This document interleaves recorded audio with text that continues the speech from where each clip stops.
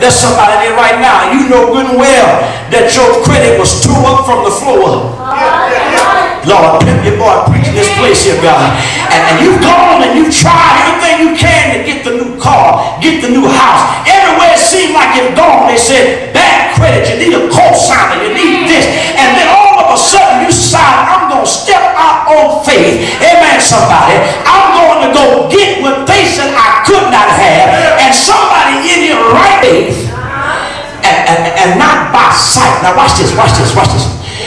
Faith. Sight would have you applying for a loan. I'm trying to help somebody in here today. Sight would have you applying for that student loan. But look what faith does. Faith would have you walking the stage, getting your degree. I wish I had somebody here. Sight will have you looking at the house, but then faith will have you having your housewarming party. I wish I had somebody here. All I'm trying to tell you is that doing your way, you got to learn to have it being seasoned with faith. Now, I got to help somebody else with something else. Because not only must be seasoned with faith, but then the next thing that got to happen is you got to learn sometimes to keep your mouth closed. You got to catch that. You see, there are folks that are in our circles. I wish I had somebody here. And don't you think for one moment that everybody in your circle mean you any good. And listen, can I tell you, the Bible says that Satan is the prince of the air. I wish I had somebody here. And what generally happens is that you go to run in your mouth, you see it, God has shown it to you, but the reason why you didn't end up with it is because you opened your mouth before time. I wish I had somebody. And you allowed Satan to steal.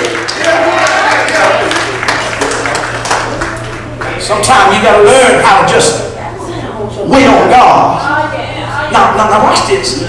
When David was waiting on the Lord, and when David, and see, sometimes folk don't understand, and they don't understand you when you decide you want to just be left alone.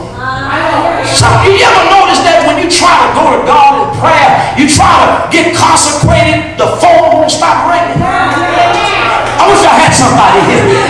You trying to get yourself to hear a word from the Lord, and the doorbell don't stop ringing. Sometimes you got to learn to say, forget the door.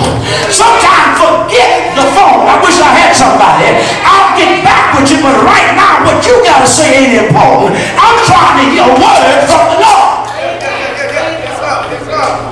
So, as I make haste to leave you, David says something else. David says, after the Lord brought me up, after the Lord brought me out, see, he brought you up. And I'm trying to talk to somebody here today. You're about to get up.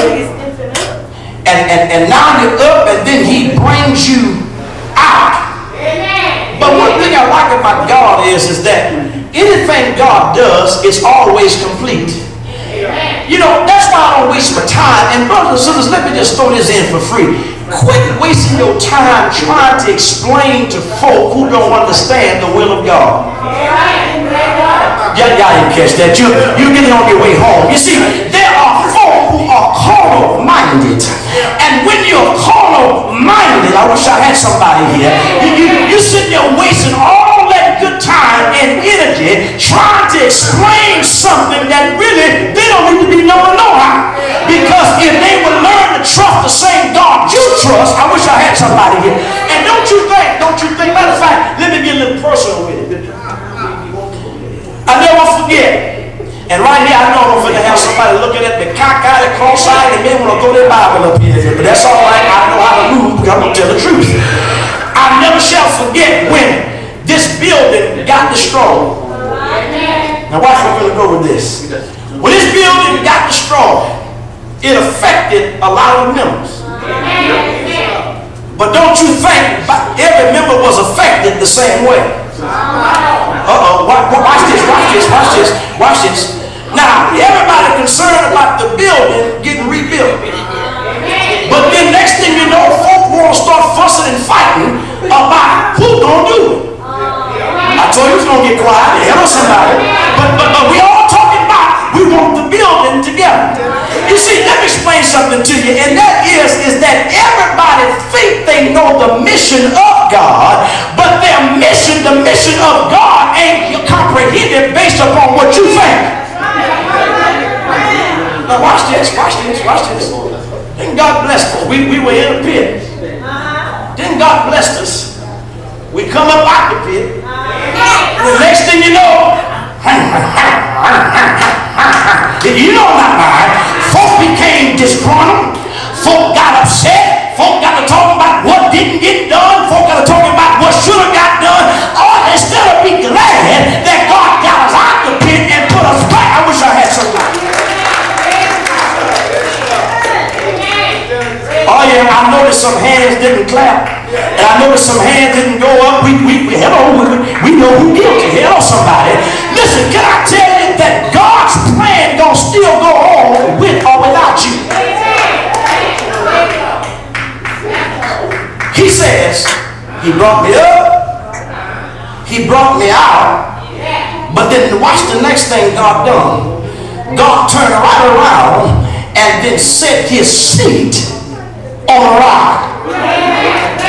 And y'all read it when you get home. That's why you don't have to worry about your haters. That's why you ain't got to worry about folk who really don't mean you anywhere. Because when you got the favor of God, God knows how to elevate your people. He said, he set me on a rock. Now watch. Here's what David simply saying. He's simply saying that what God done is just like a parent that takes a baby and sits that baby, and that baby feels nurtured and protected. And David declares that he placed my feet upon a rock. In other words, he set him secure. Now, here's the final thing, brothers and sisters, and that is this. He picked him up, he brought him out, set his feet on a rock, that rock which was Jesus.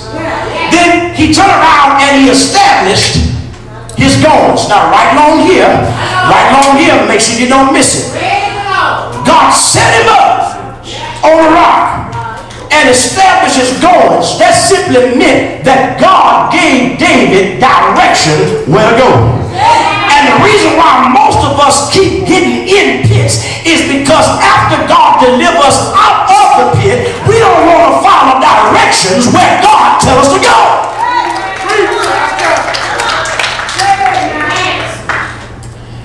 He established his goings. Now I love the way the text get ready to close. Because David did something that most of us fail to do. Because after God did all that established his going, God turned around and put a new song in his mouth.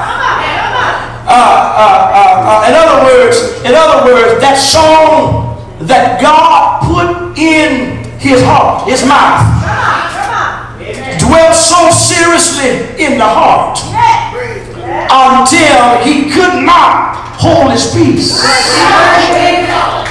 David had to testify and tell somebody about how good God is.